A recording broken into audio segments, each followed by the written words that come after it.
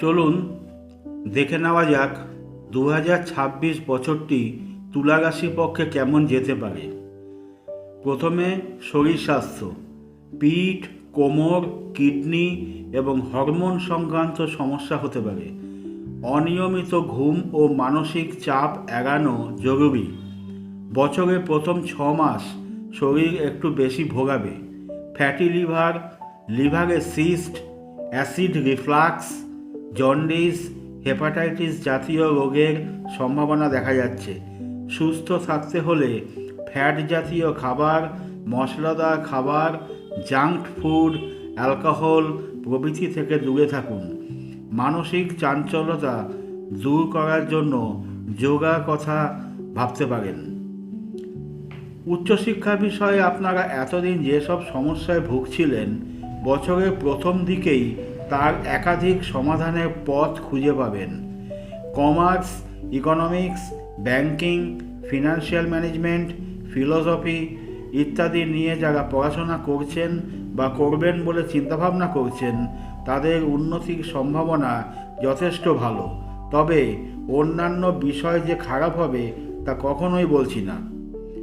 তুলা রাশির অর্থভাগ্য, কাজকর্ম, কেরিয়ার এবছর যথেষ্ট স্থিতিশীল দেখা যাচ্ছে। উপার্জন যথেষ্ট ভালো হবে, কিন্তু সঞ্চয়ের দিক আপ অ্যান্ড ডাউনের মধ্য দিয়ে চলবে। তার প্রধান কারণ আমার হিসেবে চিকিৎসার পেছনে খরচ। কোনো কারণে আপনাকে অথবা আপনার পরিবারের কাউকে এক বা একাধিকবার হসপিটালাইজড করতে হতে পারে। জুনের পর অর্থপ্রবাহ অর্থাৎ সেভিংস বিষয়ে শুভ পরিবর্তন লক্ষ্য করা যাচ্ছে। এ সময় আপনি কোনো স্থায়ী প্রপার্টির ব্যাপারেও অনেক দূর এগোতে পারবেন। পুরনো পাওনা টাকা ফেরত পাওয়ার সম্ভাবনা আছে, তবে কাউকে লোন বা বড় অঙ্ক ধার দেওয়া থেকে বিরত থাকাই ভালো হবে। বছরের প্রথম অর্ধে প্রেম জীবন স্বাভাবিক চললেও পরের অংশে ব্রেকআপে ক্ষীণ সম্ভাবনা দেখা যাচ্ছে। ওই সময় মেলামেশার আধিক্য কমিয়ে ফেলাই ভালো। সাংসারিক জীবন স্বাভাবিক চলবে, তবে হঠাৎ হঠাৎ মাথা গরম করার প্রবণতাটা কমাতে হবে।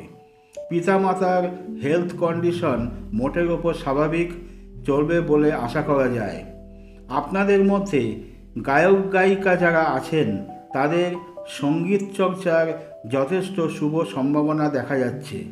বাজারে পরিচিতি এবং জনপ্রিয়তা বাড়বে। 2026 আপনাদের ভালো যাবে।